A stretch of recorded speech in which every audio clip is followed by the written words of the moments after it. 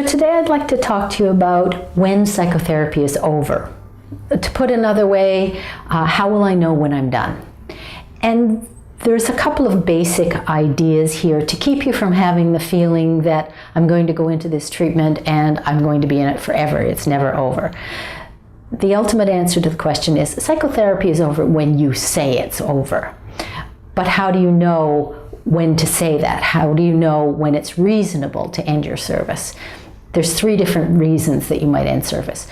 One of them is that they feel like you're not making any progress, and I'll talk to you in a minute about what that means, no progress. A second one is if there's actual deterioration, if you're getting worse, and you talk to your therapist and you find that can't be turned around. And finally, the last and really the best reason to end psychotherapy is because you're finished, because whatever you came for, whatever goals you had, you've reached those goals.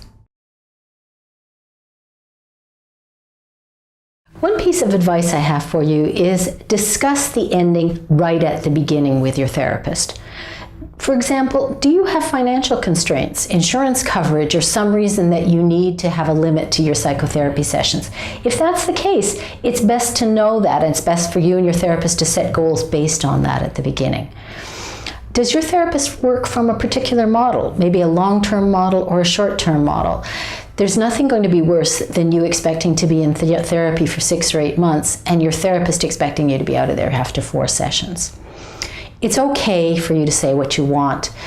Your professional has to deliver the services that are right for you. And it's best to know at the beginning where you start from and to have an agreement about that.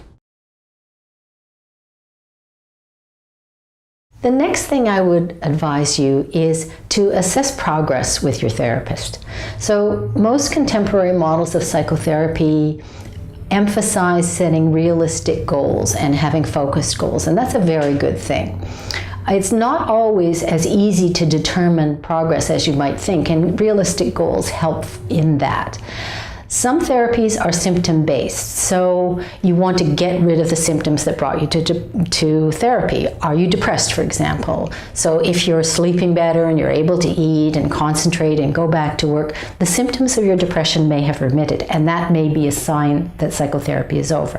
However, there are other situations or other goals that you may have. For example, you may say, I want to understand what happened that I got depressed in the first place, or I want to have tools to help me if I become depressed again. If those are your goals, then the fact that the symptoms are no longer present may not be enough for you. So do you know what your goals are? Have they been met?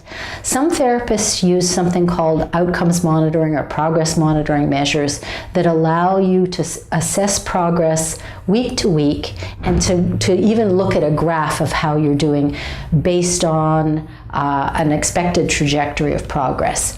If you have a system like that and you use it with your therapist, that can be really helpful in assessing your progress. The next idea I have for you is collaborate in the decision to end the therapy with your therapist. So treatment should always respect your right to decide what you want and what is good for you. But termination, ending therapy, is a contextual decision. There are clinical factors, there are factors that have to do with your relationships with people, situational factors. So if something is going very wrong in your world outside of therapy, it may have an impact on your decision as to whether you should end right now. Deciding to end should be a collaborative process. Just as the rest of therapy was collaborative, ending is also a collaborative discussion about your readiness. And just remember that termination can legitimately be postponed if there are reformulated goals or contextual factors that come into play. And finally, I would say to you, end well. If you've collaborated throughout therapy and you've collaborated in the decision to end, those are good things. Agree upon a timeline. It could be, we're going to end in the next session. It could be, we're going to taper off for a month or 2. Decide that with your therapist, and then consider that the remaining time in treatment is your time to do what you want. And finally, remember to say goodbye.